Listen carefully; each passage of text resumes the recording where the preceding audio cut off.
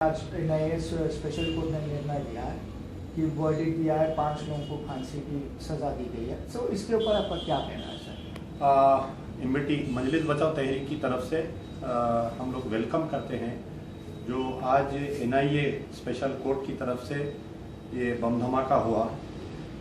13 दिसंबर 2013 को जो बम धमाका हुआ था उसके अंदर तकरीबन 12 लोग कुछ मरे थे और 18 लोग मरे थे और कई लोग परमानेंट अपाहिज हो गए थे।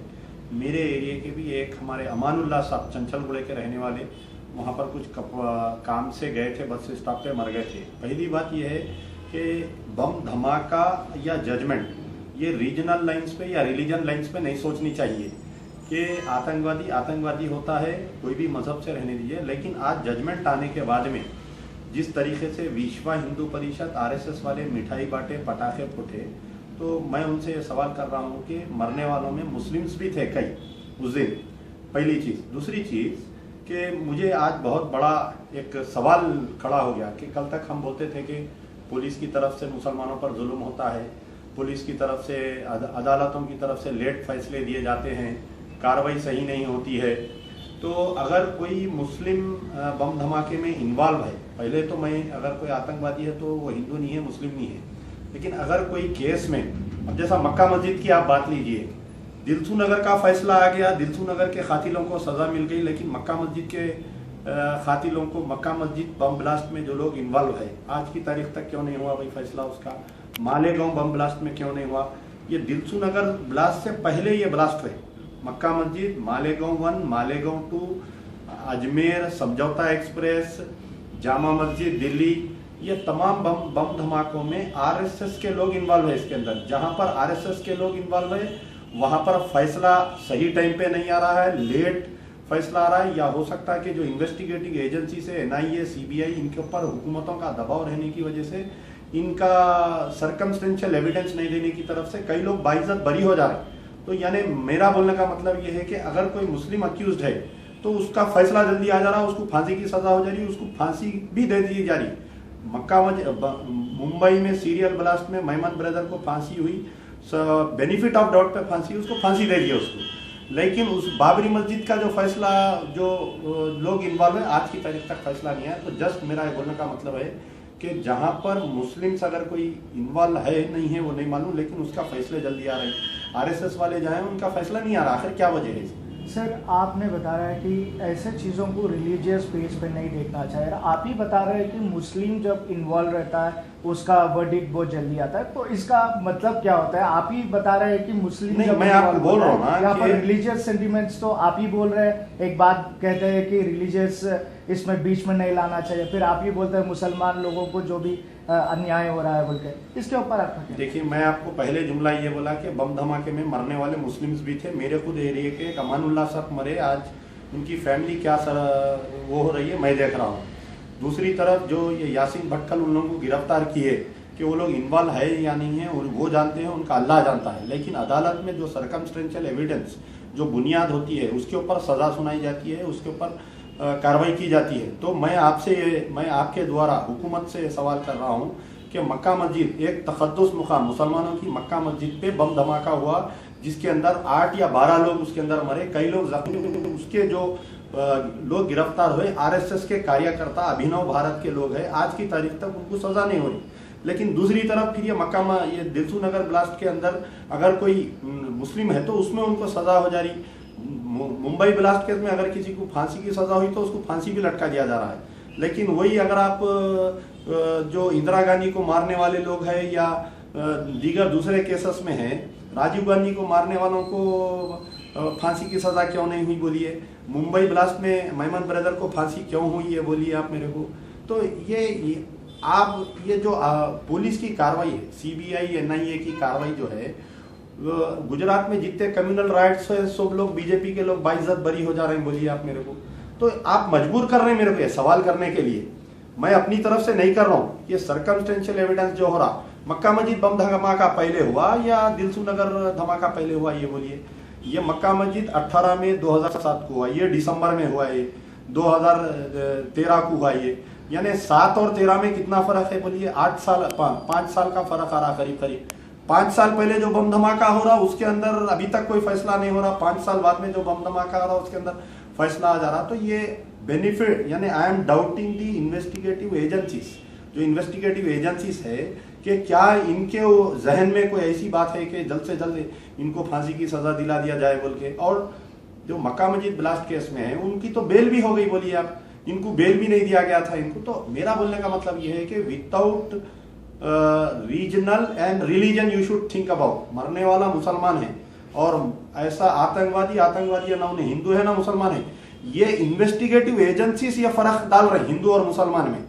तो मेरा मुतालबा है मजलिस बचाओ तहरीक की तरफ से कि जहां पर दिलसू नगर ब्लास्ट केस में जल्द से जल्द कार्रवाई करके आप फैसला सुनाए, दूसरों का भी आप करिए। हमारा मुतालबा है स्टेट गवर्नमेंट से, सेंट्रल गवर्नमेंट से, we are demanding on behalf of MBT के जल्द से जल्द ये फैसला, मक्का मस्जिद का भी फैसला लाना चाहिए। मक्का मस्जिद के साथ साथ मालेगांव, दिलसू, आपके अजमेर, मालेगांव 1, मालेगांव 2, अजमेर, न्यू दिल्ली, जामा मस्जिद, आपके अजमेर, ये पूरे जितने बम धमाके हैं सब में लाइए। सर अभी आप एनआईए कोर्ट का, स्पेशल कोर्ट का जो फैसला आया था उसको लेके आप सहमत है इस निर्णय को लेकर? नहीं, अब देखिए कि उनके जो पेरेंट्स हैं, उनके जो लोग हैं, ये जो एनआईए का फैसला हुआ 313 स्टेटमेंट, यानी स्टेटमेंट जो पुलिस ऑफिसर के यूएनपीए लगाए थे उनके ऊपर, अनलॉफुल असेंबली, यानी यूएपीए के तहत एक उसमें सेक्शन ये है कि पुलिस ऑफिसर के सामने आप जो बयान देते हैं, सेक्शन 313, तो वो बयान की बुनियाद पर आपको सजा सुनाई जाती है। फैसला आ गया, फैसला आने के बाद में उनके कुछ पेरेंट्स वगैरह जो भी लोग हैं उनके ये बोले कि हम फैसले से मुतमईन नहीं है, उनके लिए हाई कोर्ट है, उनके लिए सुप्रीम कोर्ट है। तो ये ना आप जान सकते हैं ना मैं जान सकता हूँ कि ये लोग करे या नहीं करे, लेकिन बुनियाद जो पुलिस जो फाइल बनाती है, पुलिस जो बयान देती है, अब पुलिस जो है कि बंद कमरे में उनसे बयान ली, मार तोड़ के बयान ली होंगी, उनके statement have been taken at the gun point में भी, उनको कुछ मजबूर करके लिए होंगे। तो आप नहीं देखे उन इन्वॉल्व है बोल के मैं नहीं देखा, फिर भी उसके बावजूद हम वो फैसले का इस्तेमाल कर रहे हैं। We are accepting that judgement and there is judgement को भी हम एक्सेप्ट कर रहे हैं, और उनके पेरेंट्स अगर हाई कोर्ट या सुप्रीम कोर्ट जाना चाह रहे हैं तो उसका भी हम वेलकम कर रहे हैं। सर आप बता रहे हैं कि you will accept that statement but you are not satisfied with the statement, what do you say on that?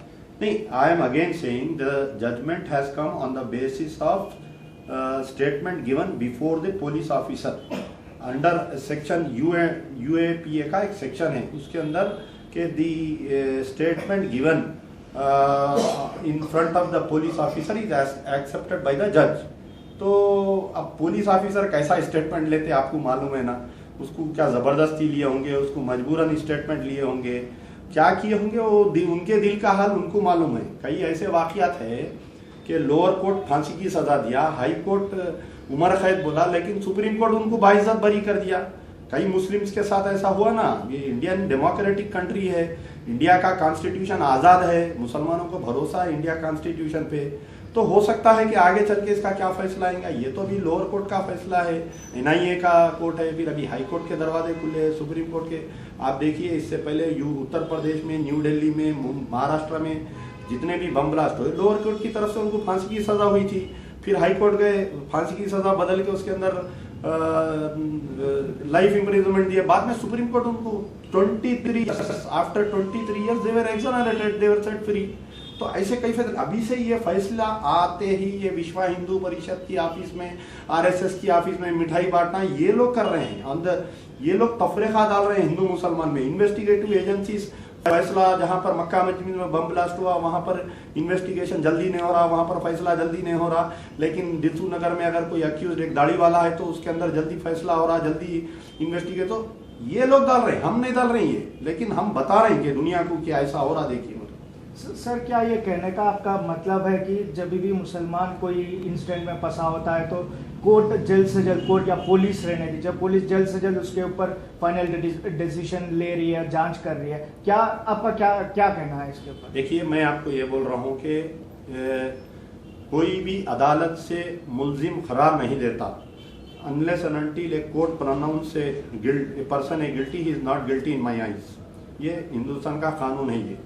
लेकिन जहां पर किसी मुस्लिम को मामूली सी उसको खाली पूछताछ के लिए अगर लेके जाते हैं जैसा दिलसू नगर ब्लास्ट हुआ, उसके अंदर कई दूसरे भी मुस्लिम्स को लेके गए, फौरी टीवी चैनल की ब्रेकिंग न्यूज आ जाती कि आतंकवादी को गिरफ्तार किए, उसका नाम दे देते, उसको मुस्लिम बना देते, उसके पूरे महल्ले को दे देते।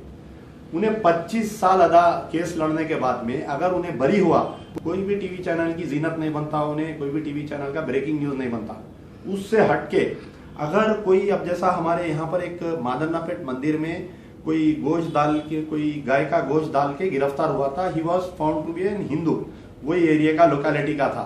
तो उसको पेपर वाले क्या लिखे कि सस्पेक्ट बोल के लिखे, उसको प्रेस वाले चैनल्स क्या बोल रहे हैं, he is a suspect, one suspect arrested बोल रहे हैं, उसको हिंदू नहीं बोले, उसको रिलीजन नहीं बोले। तो ये चीजों से हमको दूर होना चाहिए। अगर कोई मुस्लिम गिरफ्तार हो रहा तो उसको इस्लाम से नहीं जोड़ना चाहिए, जब तक फैसला नहीं होता खामोश बैठना चाहिए, फैसले का इंतजार करना चाहिए। अगर कोई हिंदू गिरफ्तार होता तो भी हम उसको हिंदू मजहब से नहीं जोड़ना चाहिए, अपन हिंदू उसको नहीं जोड़ना चाहिए। तो हमारा बोलना यह है कि जब तक फैसला नहीं आता, ही is not a convict, he is only A suspect. तो ये चीज है।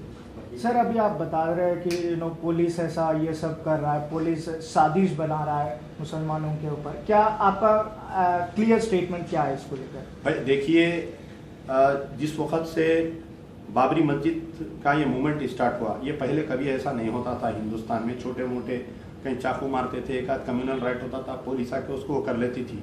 लेकिन बाबरी मस्जिद डिमोलिशन के बाद से हिंदुस्तान में बहुत बड़े पैमाने पे कम्युनल राइट्स है।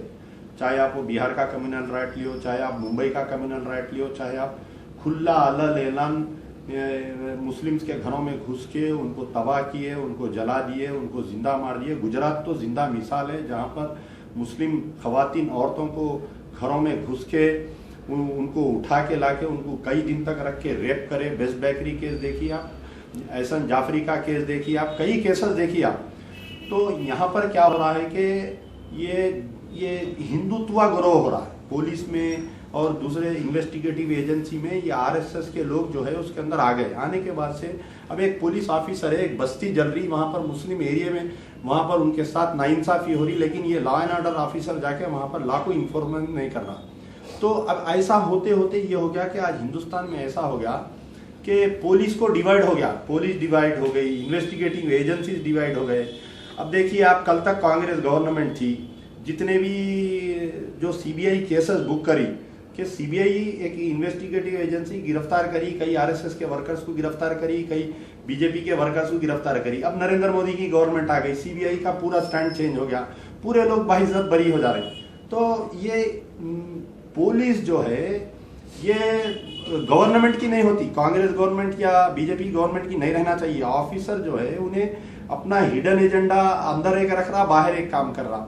तो हमारा मुतालिबा ये है कि police should be without politics. Police को, सीबीआई को, पहले कल तक कांग्रेस गवर्नमेंट थी तो बीजेपी वाले पुकारते थे कि सोने की चिड़िया को बंद कर दिए, चिड़िया पिंजरे में है, चिड़िया को आजाद करो। सीबीआई जो is being used as a Congress bureau of investigation.